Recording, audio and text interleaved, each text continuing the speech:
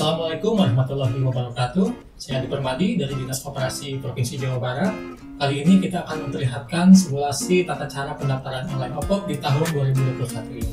Kita langsung saja.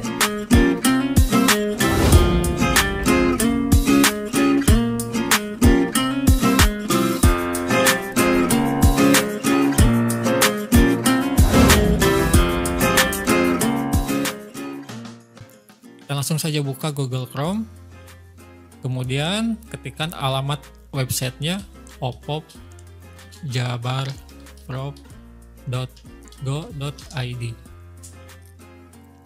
Halaman website OPOP sudah terbuka.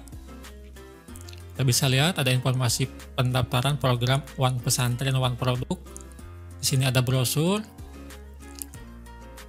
kemudian ada latar belakang, lalu informasi jumlah pesantren, dan ada portal berita dan juga galeri. Untuk proses pendaftaran bisa langsung klik melalui menu pendaftaran, klik daftar pesantren, atau bisa melalui tombol pendaftaran OPOP. Dan kita sudah masuk ke laman pendaftaran. Untuk di kolom bagian kanan ini adalah formulir pendaftaran OPOP. Oke, sebelum melakukan pendaftaran, kita baca dulu persyaratan pendaftaran OPOP 2021. Nah, di sini ada file dan juga panduan. Untuk persyaratan pendaftaran bisa dibaca dengan teliti untuk pondok pesantren, yaitu belum pernah mengikuti program OPOP 2019 dan tahun 2020. Lalu untuk lokasi pesantren itu harus berada di wilayah Jawa Barat, kemudian memiliki nomor statistik pondok pesantren dari Kemenag Republik Indonesia, dan melampirkan IUMK SKU surat keterangan usaha ya, minimal dari desa atau kelurahan setempat. Sesuai kategori usaha, untuk pemula itu 0 sampai 1 tahun, kemudian pengembangan di atas 1 tahun, kemudian melampirkan profil pondok pesantren, melampirkan profil usaha pesantren, dan wajib mendaftarkan 1 orang perwakilan pesantren ya. Ini bisa pimpinan, pengurus, santri, atau alumni pesantren, dan memiliki kompetensi di bidang bisnis pesantren. Peserta tidak dapat diganti maupun diwakilkan. Kemudian wajib memiliki NPWP dan nomor rekening BJB atau BJB syariah ya, atas nama yayasan atau pondok pesantren, bukan rekening pribadi.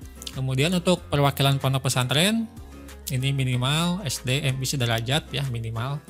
Kemudian warga Indonesia, kemudian usia 17 tahun sampai 55 tahun, melampirkan KTP, melampirkan pas foto berwarna. Ini kita terima ukuran 3x4 ya. Kemudian surat keterangan sehat dari dokter atau puskesmas, lalu surat keterangan kelakuan baik, lalu surat tugas dari pimpinan pondok pesantren, melampirkan foto produk terbaru, melampirkan pengajuan proposal pengembangan usaha pesantren. Ini ada poin-poin penting ya.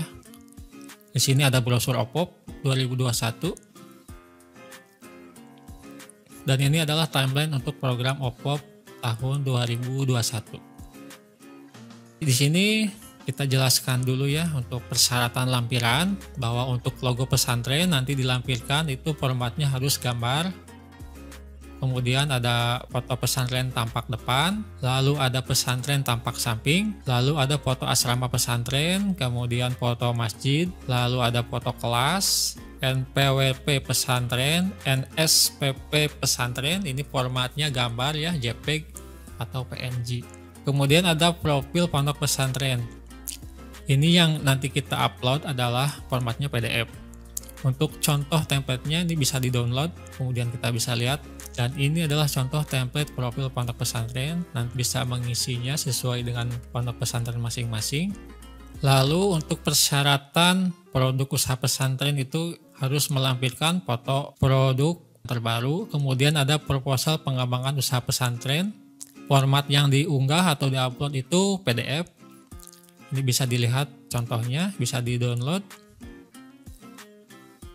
Bisa melihat contohnya, di sini ada contoh proposal startup ya, atau usaha dari 0 sampai 1 tahun. Contohnya sudah ada, tinggal disesuaikan. Kemudian untuk usaha pesantren yang di atas 1 tahun, isinya kurang lebih sama, bisa disesuaikan. Lalu ada surat keterangan usaha pesantren, contohnya juga sudah ada. Di sini tinggal diisi sesuai dengan data pondok pesantren masing-masing. Ini formatnya JPEG. Kemudian ada profil usaha pesantren. Ini juga ada contoh template-nya. Lalu untuk persyaratan perwakilan atau peserta dari pondok pesantren harus melampirkan foto KTP, kemudian foto ijazah terakhir, kemudian ada surat keterangan kelakuan baik, kemudian ada surat keterangan sehat, melampirkan pas foto berwarna 3x4, lalu ada surat tugas dari pimpinan pondok pesantren. Ini template-nya sudah ada, tinggal disesuaikan dengan data pondok pesantren masing-masing. Kemudian ada surat pernyataan belum pernah mengikuti program OPOP tahun 2019-2020. Contoh template-nya sudah ada. Ini surat pernyataannya, bisa disesuaikan. Kemudian diisi dengan materai 6.000 dan 3.000 atau materai 1 lembar 10.000. Ini bahwa proses pendaftaran, seleksi audisi sepenuhnya dilakukan secara online. Pastikan untuk mendaftar dan melengkapi seluruh dokumen pendaftaran pada website opopjabarprov.go.id. Selanjutnya untuk isi form pendaftaran langsung klik saja. Untuk nama pondok pesantren di sini kita pakai nama pondok pesantren, Pesantren Juara, nomor NSPP. Lalu isikan nama lengkap peserta atau perwakilan, nama sesuai KTP. Lalu nomor handphone peserta atau perwakilan. Masukkan nomor saja, jangan ada angka atau karakter lainnya, karena nomor handphone ini untuk login akses masuk akun ya, jadi dipastikan nomornya tetap aktif selama pendaftaran. Jika sudah sesuai, langsung klik daftar sekarang. Proses pendaftaran sudah diterima, sudah siap untuk masuk akun untuk melengkapi persyaratan proses seleksi OPOP.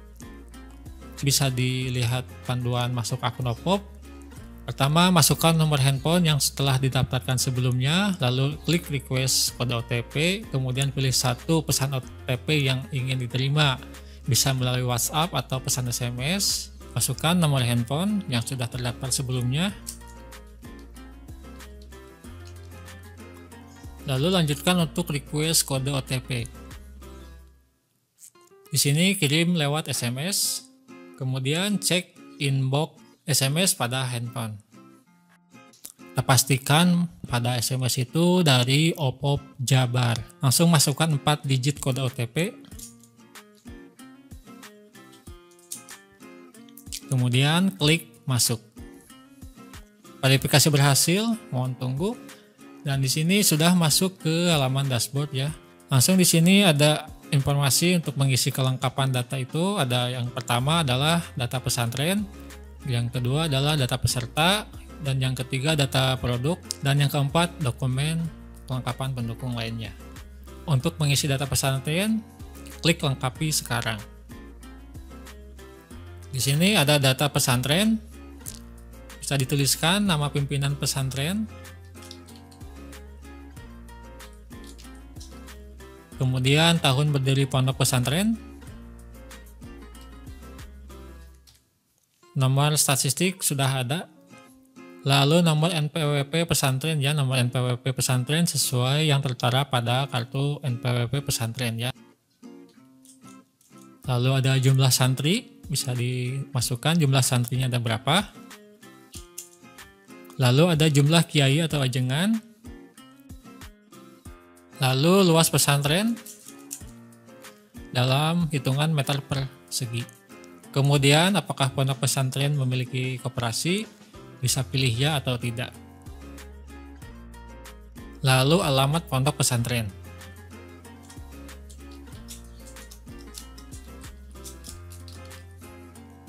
Kemudian lokasi pesantren ini bisa di-set. Tekan atau ketuk pada map peta di bawah ini untuk menandai lokasi pesantren. Kita bisa klik ini untuk mengetahui lokasi kita berada. Lalu klik allow untuk mengaktifkan mode GPS. Dan di sini kita bisa dilihat ya alamatnya.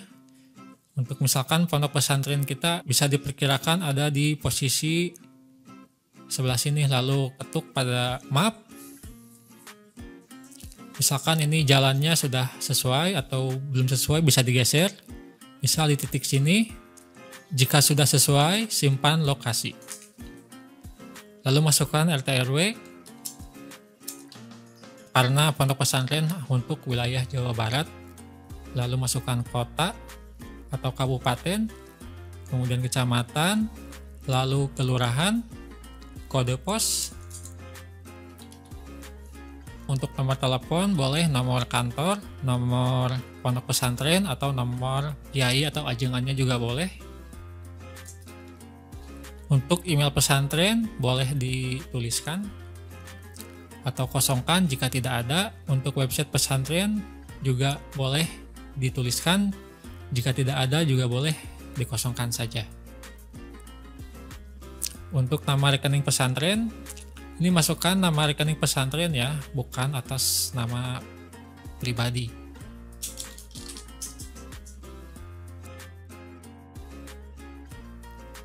Lalu nomor rekening pesantren. Lalu pilih nama bank. Di sini ada dua, Bank BJB dan BJB Syariah. Kemudian klik unggah foto buku rekening. Di sini saya sudah persiapkan foto buku rekening. Kemudian simpan data pesantren. Kita periksa dulu apakah data sudah lengkap atau belum. Bisa diperiksa kembali. Jika sudah sesuai, langsung saja klik lengkap. Berhasil menyimpan data. Kemudian isi data peserta. Di sini nama sudah terisi, kemudian nomor KTP.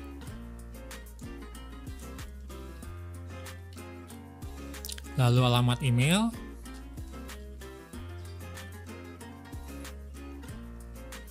Lalu tempat lahir. Kemudian tanggal lahir peserta. Kemudian pilih jenis kelamin.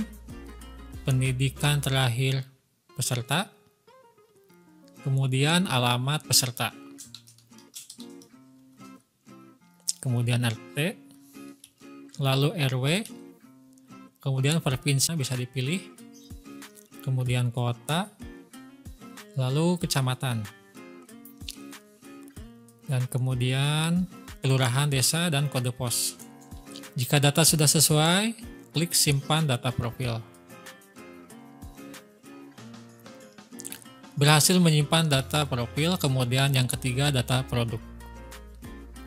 Di sini ada bidang usaha, bisa dipilih, ada jasa, ada makanan, minuman, fashion, peternakan, perdagangan umum, lalu ada perikanan, pertanian, handicraft atau kerajinan, dan ada bidang usaha lainnya ya. Jadi jika ada bidang usaha yang tidak ada kategorinya di sini, bisa klik lainnya, kemudian diisi nama bidang usahanya apa di sini.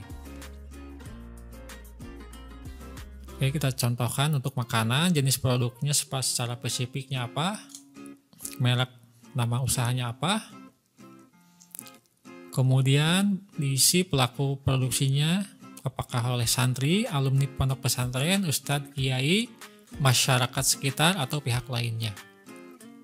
Kemudian lingkup pemasarannya, ada pilihan, lingkungan pesantren, antar pesantren, masyarakat umum, produk ekspor, kabupaten, atau provinsi. Kemudian pilih omset penghasilan per tahunnya. Ini ada 3 pilihan, omset di bawah 50 juta, rentang di 50 juta sampai 300 juta, dan di atas 300 juta. Kemudian deskripsi produk. Jika sudah, kemudian isi lama usaha. Sini ada 2, 0 sampai 1 tahun dan di atas 1 tahun. Kemudian untuk badan usaha, di sini ada 3. koperasi, PT, dan CV. Jika tidak ada, pilih saja tidak ada. Lalu jumlah pekerja atau pegawai ada berapa totalnya, bisa dituliskan. Misal 10 orang. Lalu nomor induk koperasi, jika ada bisa dituliskan nomor induknya. Jika tidak ada bisa dikosongkan. Kemudian jika data sudah sesuai, simpan data produk. Berhasil menyimpan data produk. Kemudian yang terakhir, harus mengunggah atau mengupload dokumen pendukung. Di sini klik lengkapi sekarang. Di sini ada 3 kategori: dokumen pesantren, dokumen usaha pesantren, dan dokumen peserta. Di sini saya sudah dipersiapkan untuk lampiran persyaratannya, ada 3: data pesantren, data peserta, data usaha pesantren ya. Yang pertama, upload data logo pesantren. Di sini klik. Untuk proses upload bisa ditarik ke sini, bisa juga diklik di sini telusur. Sini saya coba contohkan untuk meletakkan berkas langsung ditempel ya. Tarik foto ke sini, kemudian unggah. Sesuai, kemudian klik lagi, upload asrama pesantren, tarik ke sini, kemudian klik upload. Kurang lebih prosesnya sama ya, bisa dilanjutkan sampai semuanya sudah terupload. Kemudian yang terakhir, surat persyaratan belum pernah mengikuti program OPOP 2019-2020, langsung klik upload, kemudian klik unggah berkas. Jika sudah, diperiksa kembali apakah dokumen sudah terupload semua. Jika sudah, klik kembali ke dashboard. Dan di sini pada menu dashboard, data sudah terisi. Bisa diperiksa lagi untuk data pesantren. Jika sudah sesuai, dicek kembali untuk data produk. Sudah sesuai. Kemudian data peserta, dicek kembali apakah sudah sesuai. Jika sudah, kembali ke dashboard. Jika data sudah sesuai, bisa klik cetak data formulir pendaftaran. Dan di sini untuk mencetak pendaftaran, bahwa data registrasi tidak dapat diubah setelah bukti registrasi di-download. Jadi kalau sudah di-download, ini formulirnya tidak akan bisa diubah kembali. Kita coba download. Dan ini adalah data registrasi pendaftaran OPOP 2021.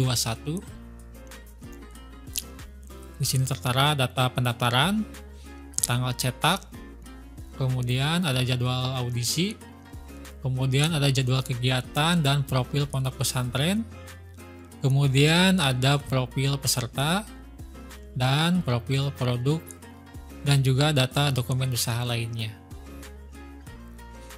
Kemudian kita cek lagi data pesantren.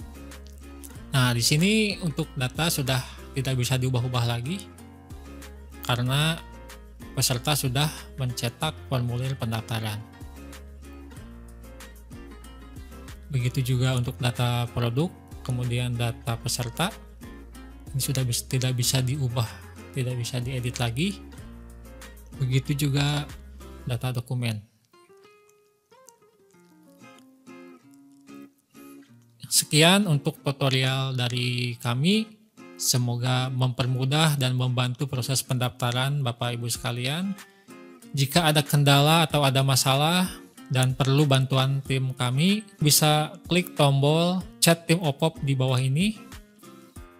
Bisa menanyakan segala kendala atau masalah pendaftaran melalui WhatsApp.